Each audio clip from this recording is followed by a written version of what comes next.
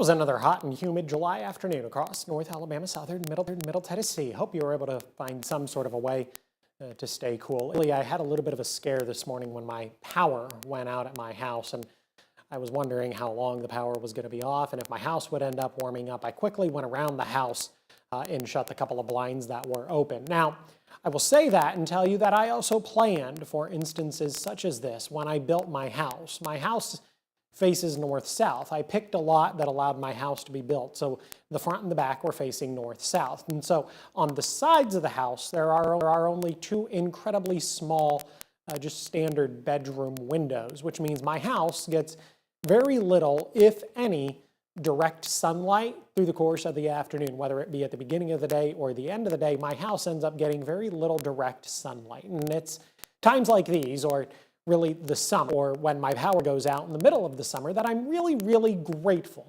for the decision to build my house in such a way that it is oriented north-south, which means most of the windows are then oriented north-south. I start this entire conversation off, this long-winded conversation off, by telling you that my power was only off for about an hour because apparently somebody bumped into a power pole or something this morning, but all is good in the world now. My house didn't heat up too much, and I hope your house didn't get too terribly warm through the course of the afternoon. Now we can talk about DeKalb County. I'm not entirely sure if there was a point to that story.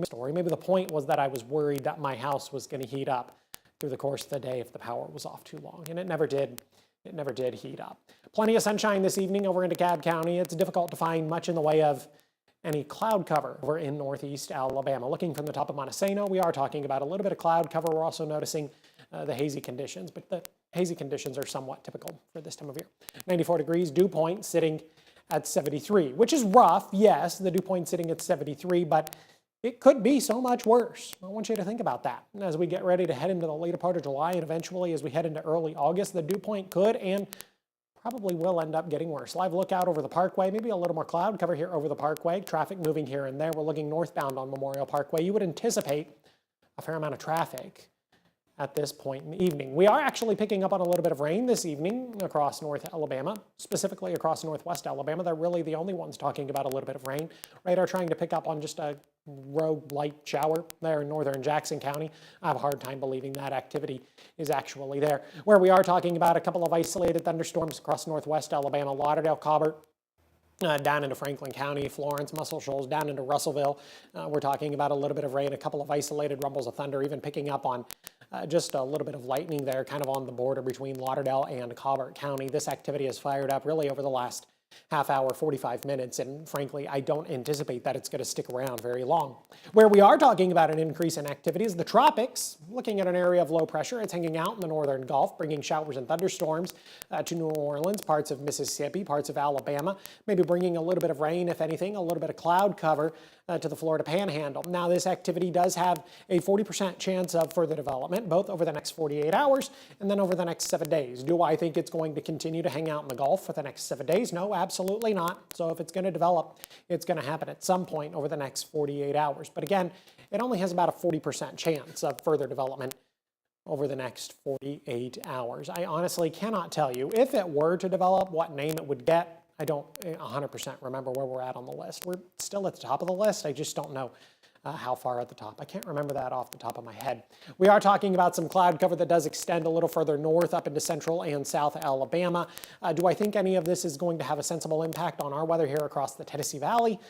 No, probably not. Maybe we get an increase in cloud cover, and Futurecast is going to show you that, but that's going to be about it. Here's Futurecast as we head into the lunch hour on Thursday. Increasing cloud cover noted across the area. A couple of isolated to widely scattered showers and thunderstorms, but the vast majority of us are going to be dry. Really not talking about any sort of widespread precipitation. A couple of isolated showers possible Thursday evening, but again, it does look like the vast majority of us are going to be dry. Futurecast was trying to bring a couple of isolated showers Thursday night, early into Friday morning. I don't really think that's going to come to fruition. But we are talking about an increase in cloud cover through the Friday morning commute, and this would be associated with that area of low pressure. I think some of that cloud cover is going to build up into our neck of the woods as we head into the later part of the week. Some of that activity could stick with us as we head into the weekend. Are we talking about increased opportunities for rain at all? No, not. We're going to continue to talk about the same thing as we head into Friday afternoon. isolated to widely scattered showers and thunderstorms. And that activity even still is, for the most part, going to be diurnally driven in that it would come to an end Friday night and then early into Saturday morning. Several opportunities for rain in the forecast, but again, none of this really looks like it would be associated with the tropical activity that's currently sitting in the northern Gulf. That tropical activity is, like I just told you, an area of low pressure and really is for the most part too far south to have any sensible impact on our weather. This is still the typical summertime diurnally driven shower and thunderstorm activity. Showers and thunderstorms going to be possible every single day through the forecast period, which is kind of what you would expect, right, as we head into late July. Now, we don't necessarily need the rain. I've been showing you this a lot, and I'm probably going to show you it a little bit more until we see some significant change. 116% of normal. 116% of what would be considered a normal amount of rain over a 30-day period in Fayetteville, up in southern Middle Tennessee. What does that mean? Well, that means if a normal amount of rain over a 30-day period, i.e. a month, is 5 inches, Fayetteville has seen that 5 inches plus another 16%. Now, there are a couple of places where we are below 100%, but not that far. Fort Payne has seen 98% of what would be considered a normal amount of rain over a 30-day period. So if a normal amount of rain in Fort Payne is 5 inches, well, then they have seen 98% of 5 inches. Temperatures climbed into the mid-90s this afternoon. We saw 95 in Huntsville, 94 in Athens, 95 in Fayetteville, up in southern Middle Tennessee. These numbers only a couple of degrees above where we should be this time of year. The average high temperature right around 92 or 93.